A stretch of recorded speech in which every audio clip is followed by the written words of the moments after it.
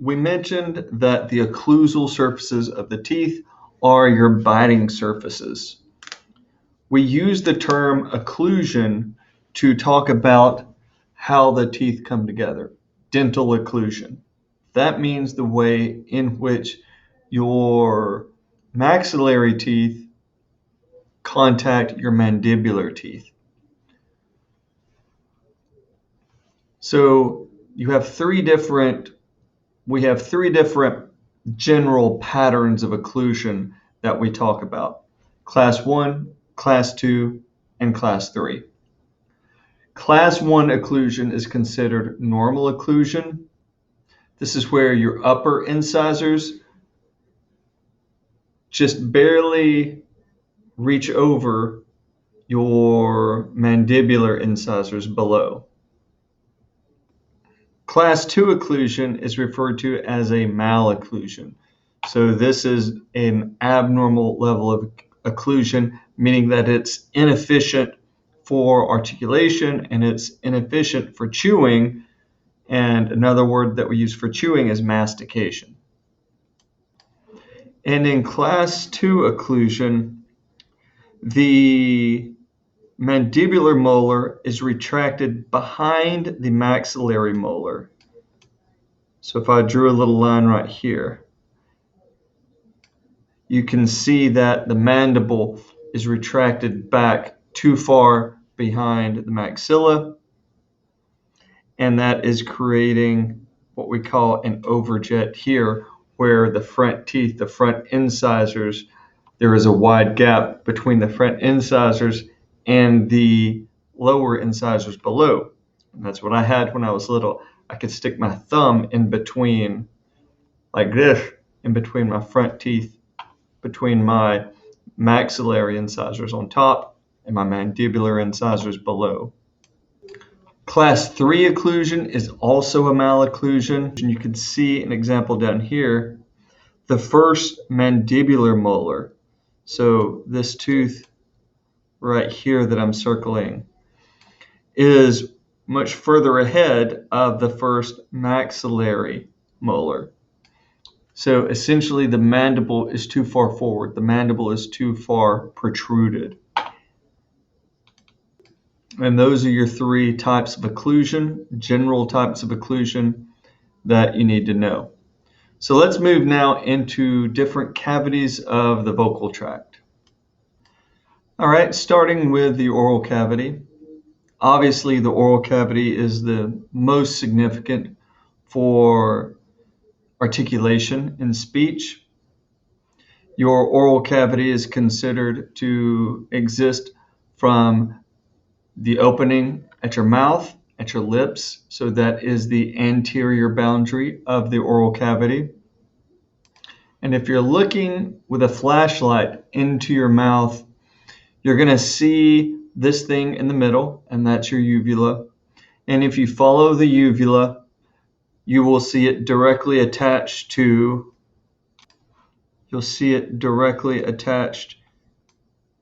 continuous with the wall of your oral cavity. And that lateral wall that blends in and is continuous with the uvula is the anterior fascial pillar. Now, if you look behind the anterior fascial pillar, you will see another band of tissue back there. And that additional band of tissue behind the anterior fascial pillar is the posterior fascial pillar.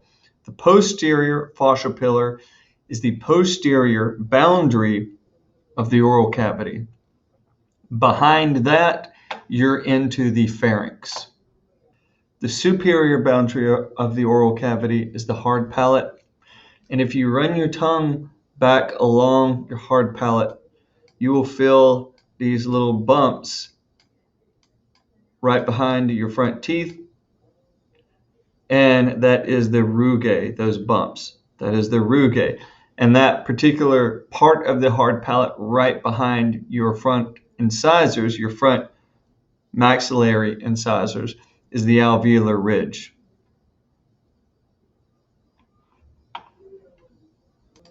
And when you're looking at someone's hard palate or at your own, you're going to see this band of tissue coming down the middle, this line, that is known as the median raphe. We see the median raphe illustrated right here on this image. So if you continue to run your tongue along your hard palate and curl it up and keep going posteriorly, you're going to eventually feel that hard palate get soft. It's going to give way. And that point at which the hard palate gives way, as you're feeling it with your tongue, that is where the hard palate becomes the soft palate, also known as the velum. The velum is a muscular structure, whereas the hard palate is the horizontal processes of the maxillary bones or the maxilla. And when you're looking back into someone's mouth, as I already said, you'll see the anterior fascial pillars and you'll see the uvula. And the uvula is basically the end of the soft palate. That is the end of the velum that is hanging off the back of the hard palate. And as you can see here in this illustration, we have the palatine tonsils. Color them right there and right there. The palatine tonsils is lymph tissue. So lymph tissue is part of your lymph system that's important for helping you fight off infections.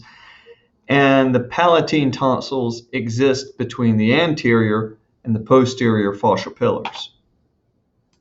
The lateral boundaries of your oral cavity is formed by your teeth. Your tongue forms the inferior boundary of your oral cavity.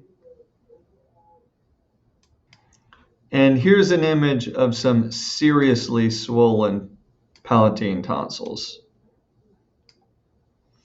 So when the palatine tonsils get so swollen that they're cutting off the passage of air through the mouth, then that can become a problem because there also could be swelling back into the pharynx, potentially cutting off your airway entirely.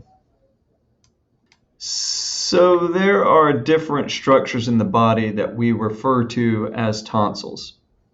There are the palatine tonsils that we already mentioned, and these are in the oral cavity between the anterior and posterior fascial pillars. There are your adenoids, also known as the pharyngeal tonsils. And if we look at this image right here, you can see the adenoids highlighted in green. And so if this is your tongue right here, so we're going to follow the blade of the tongue, and you can see that the back of the tongue, the root of the tongue, is the anterior, the front boundary of the pharynx.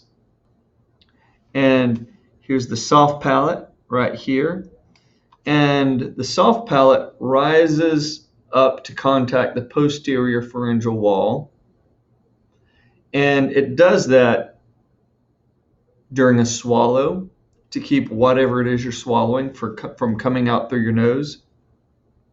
And also we seal off the nasal cavity with the velum for non-nasal phonemes. And we depress the velum for nasal phonemes. So when we say like ba, pa, t, k, those are non-nasal phonemes. Your velum is elevated and it's contacting the posterior pharyngeal wall right here. So it's sealing off this space so that no air or sound gets through your nasal cavity for your non-nasal sounds. But then it lowers for the protection of nasal sounds. And it's also lowered when you're breathing through your nose, because if you close your mouth and you seal off your velum, you're not going to be able to get any air through from your pharynx into your nasal cavity to inhale or exhale. So back to the adenoids. You see the adenoids here in green above the velum. So this is in the nasal cavity, or a part of the pharynx closely associated with the nasal cavity that we often refer to as the nasopharynx. Oftentimes people that have a problem with sleep apnea, meaning basically the velum comes up and seals off their nasal cavity as they're breathing through their nose in their sleep, and it wakes them up because suddenly their airway has been cut off. Those people will oftentimes go in and there will be a surgical treatment where the doctor will go in and cut out part of the tissue here or take out part of the adenoid. And the problem is sometimes they take out too much of the adenoid, or they take out too much of the posterior pharyngeal wall. And now the person's velum, when it fully elevates, it can't reach the posterior pharyngeal wall. And so they can't seal off their nasal cavity during a swallow. They can't seal off the nasal cavity during speech, and they have air coming out of their nose all the time during speech. And that's hypernasality. And there's also some big bumps on the root of the tongue, base of the tongue, that we refer to as the lingual tonsils. So once again, looking at this image here, here's the tip of the tongue. We follow that tongue back all the way down into the pharynx. Then you get to the point where you have these bumps on the tongue that's within the pharyngeal cavity, and those are referred to as the lingual tonsils. So the palatine tonsils in the oral cavity between the anterior and posterior fascial pillars. Your adenoids, or your pharyngeal tonsils, are in your nasopharynx, close to where the velum reaches up to contact the posterior pharyngeal wall. And you have your lingual tonsils that are on the base of the tongue, located in the pharynx. All right, now a second ago, I defined the lateral boundaries of the oral cavity as basically your teeth, the sides of your dental arch. Not as your cheeks, because the space between your buccal surface of your dental arches and the inside of your cheek, that cavity is not referred to as your oral cavity. That space in there between your cheeks and your teeth is referred to as the buccal cavity. And the buccal cavity is important because you want to keep your cheeks nice and tense while you're chewing, to squeeze your cheeks against your teeth, minimizing the buccal cavity so you don't have food collecting in there. And also your cheeks get tensed, squeezing themselves against the sides of your teeth when you're articulating. So for instance, for high pressure consonants like p, p, p. If you notice when I say the P phoneme, p, my lips aren't ballooning out. But if I relax my cheeks, p, p.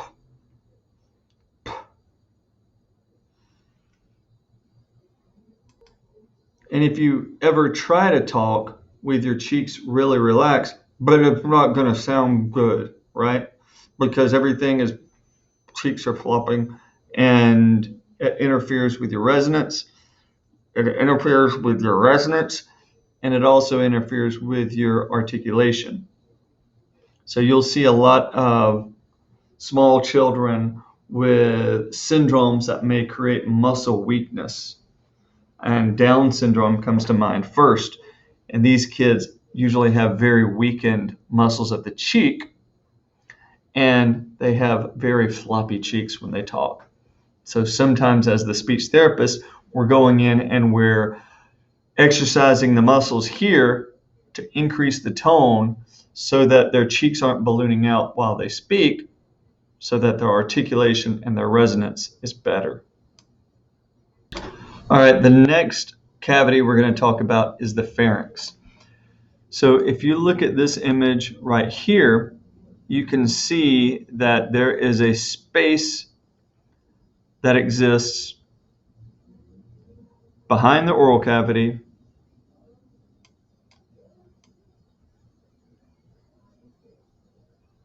right in here, beneath the nasal cavity and above the larynx. That is your pharynx or pharyngeal cavity. And so it's the back of your throat. And the pharynx is basically a tube in the back of your throat that is formed by muscular walls.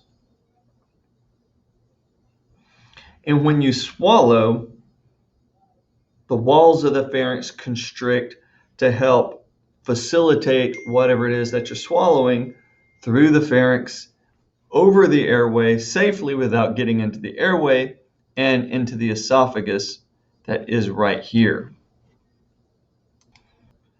The pharynx is divided into three sections. The nasopharynx, which I already mentioned, which is that part of the pharynx that is most closely associated with the nasal cavity. There is the oropharynx, which is that section of the pharynx that is most closely associated with the oral cavity. And there is the laryngopharynx, also known as the hypopharynx, that is that part of the pharynx that is most closely associated with the larynx or the airway.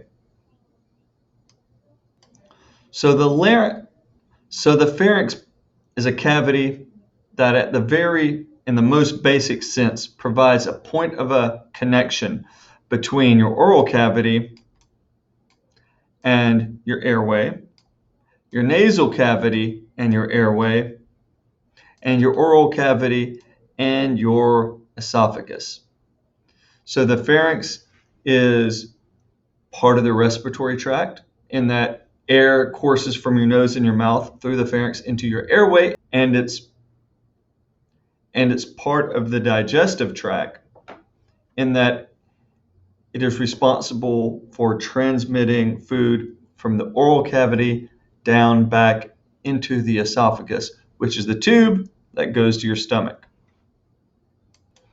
All right, one more detail we need to talk about the nasopharynx. There is a tube that runs between your nasopharynx and your ears. That is your eustachian tube. So when you yawn or when you open your mouth and you pop your ears, what you're doing is you're dilating the eustachian tube in your nasopharynx, and that is connecting the air in your middle ear to the air in the environment, and that is allowing for fresh air to get into your middle ear, which is important because if your middle ear is not getting fresh air in there, then you're going to have infections and a buildup of fluid. And you also see that a lot in children. And we're going to come back to this and talk about those infections when we're talking about the anatomy of the ear. And finally, the last cavity of the vocal tract we're going to talk about is the nasal cavity. We've already covered the bones very thoroughly that make up the walls of the nasal cavity. So let's just bring that forward in time and talk about them here. So your nasal cavity is that space behind your nostrils that is formed laterally by the maxillary bone, and also the palatine bones form the posterior most section, inferior and lateral walls of the nasal cavity. Also, the nasal bones form the superior anterior part of the nasal cavity. And recall that this is where the nasal conchae exist. And also recall that the roof of the mouth, which is the hard palate, which is formed by the maxillary bones and the palatine bones, that is also the floor of the nasal cavity. So the floor of the nasal cavity is horizontal processes of the maxillary bones and the horizontal processes of the palatines. So those are the bones of the face, the bones of the skull, cavities of the vocal tract that they form. So know this well, because coming up next, we're getting into the muscles of the face.